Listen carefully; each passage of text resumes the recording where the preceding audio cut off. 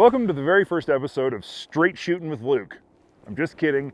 This is a walk around video like we've always done. And today it's on a very, very exciting model.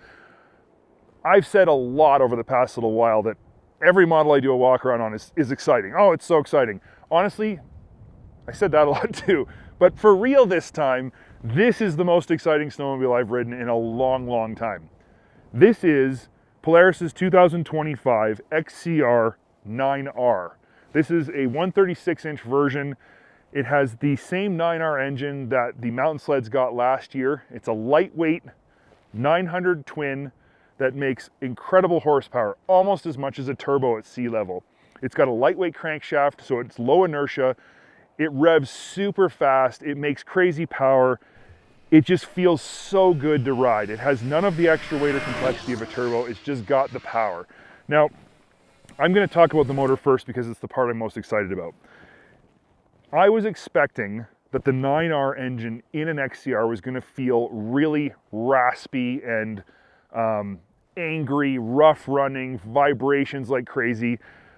We actually had a Chaos 9R last year at home to test, and it was a bit of an animal. It was a little, I'm going to say, unrefined in that sled. This is a whole different deal. This snowmobile is every bit as refined as any 850 Polaris or Turbo Polaris. It runs so smooth that if you didn't know the difference, if you covered up the 9R on the side and you just let somebody take it off and ride easy on a trail, ride nice and slow, they would have no idea that it wasn't an 850 or even a 650. I mean, it just has such smooth, controllable, calm trail manners. It's really weird that it feels that way because it shouldn't. I mean, everybody's experience with 900 twins has always been that they're just rough and angry and tons of vibration. Not this guy. This thing feels like an 850, all the goodness of an 850, just more. And all the goodness of a boost, just simpler and lighter. I will say though, that I was expecting the lightweight engine package to feel lighter as a sled as a whole than it actually does. You do notice that it's lighter weight. It's just not as dramatic as I was anticipating it would be. What is different though, as I mentioned, is how fast the engine revs. It's that quick revving, instantaneous power. It builds power really, really fast. The mid-range and the top end is just insane. I would say the mid-range is better than the 850 or the turbo, and the top end is probably comparable to a turbo, which is saying a lot for a naturally aspirated engine. Overall though, the rest of the sled is just an XCR. And that's amazing because the XCR is as good as it's always been. It's a class-leading snowmobile, and we have no complaints about this sled pretty much at all. So I'm really glad to see that I'm honestly glad to see the 9R went into an XCR, not a VR1. And I really think that Polaris was smart about this. I think the VR1 buyer is somebody who will appreciate the turbo more. I think that that's the right place for the turbo. But I definitely think that the XCR is the right place for the 9R, somebody who wants lighter weight. I mean, XCR is a race sled, right? This was based off of a race sled. It's very, very close to what Polaris factory riders race cross country. So putting a heavy turbo in it just really didn't seem right. Putting a lightweight 900 in it, that seems right, and it fits perfectly in here with the character of the sled. It is an XCR, so you get walker velocity, high-lows all the way around. You get the 2.52 drivers, and in this case with a 136 track, and we've explained why the different driver pitch creates a different track pitch, obviously, to go along with it. And that track pitch ends up at 136 inches, not 137, and it's just a whole long explanation of things. It doesn't really matter. It basically is a 136, that's all there is to it. Pro CC in the back gets rail stiffeners. It gets a four-wheel rear axle. It gets some stiffer suspension arms, just little bits and pieces here and there that make it stronger. What else do you get with an XCR?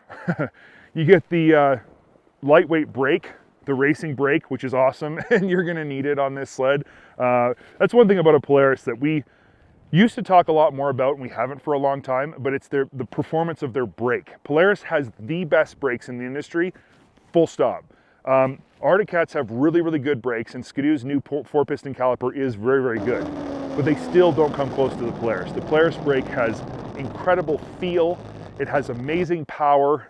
You can modulate it. It actually has a really cool sound where you can actually tell what's happening with the sled based on the sound of the brakes when you're slowing down. It's really, really cool. You learn to ride it using the sound. So you get the lightweight brake here with the Polaris XCR as well. This version apparently comes with this mid-height windshield, I guess, and the handguards, which is a weird combo, and I wouldn't do that. I don't like that.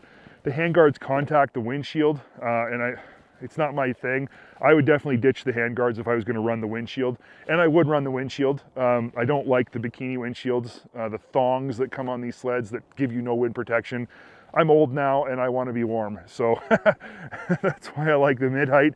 It also looks really good, so it's a nice windshield. It's not ugly like some of them used to be.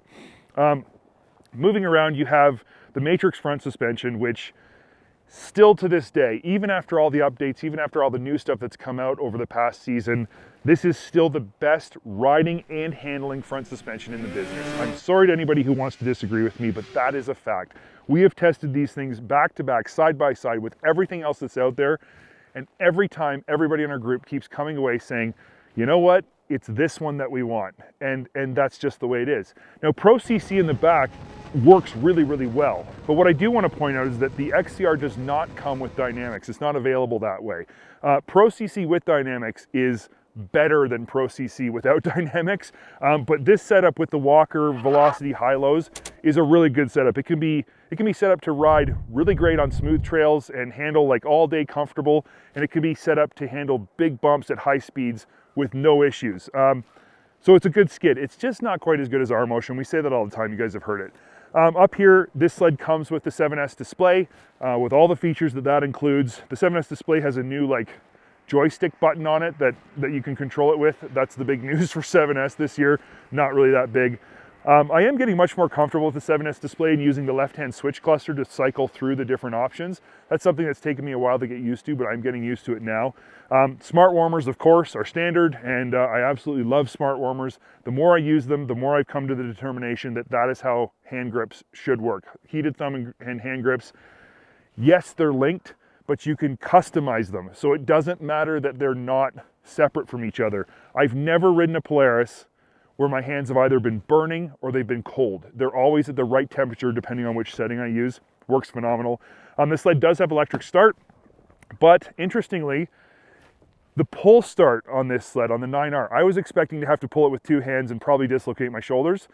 It is the easiest big bore sled I've ever pulled over. You can do it with one hand. I swear my 12-year-old daughter could pull this sled over, but I'm gonna tell her she's not allowed because that's scary. Ergonomically, still an XCR. Ergonomically, it still just fits exactly how a snowmobile should fit. I love how this thing fits. I love riding it fast. I love getting side to side on it. It's comfortable. You can put on 200 miles in a day as aggressively as you want, and you just feel like it's right. You still have your underseat storage, your storage up here in front of the gauge. That's very useful. It's actually one of the biggest storage bins in the industry right now up on the dash. So that's pretty handy. Another thing I want to point out is that the handlebars on this sled feel just right. These are Pro Taper bars. That's another thing you get with the XCR, and they've got hooks on the end of them.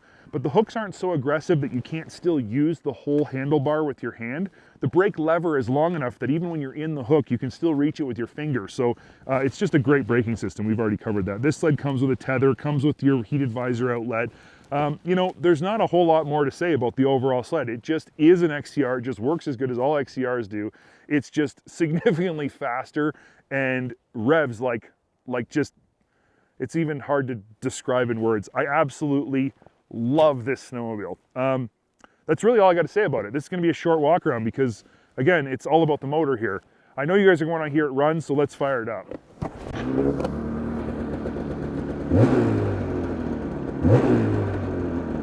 Even as it's sitting here running, you can see that the handlebars aren't vibrating excessively.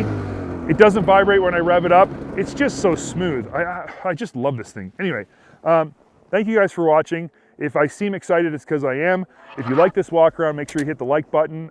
If you haven't yet, subscribe to our channel. We're always updating with new stuff, especially this time of year. There's lots coming out. And if you want to be updated right away as we release new stuff, make sure you put the bell on. That's all I've got to say for today. Thank you very much for watching, and we'll see you in the next one.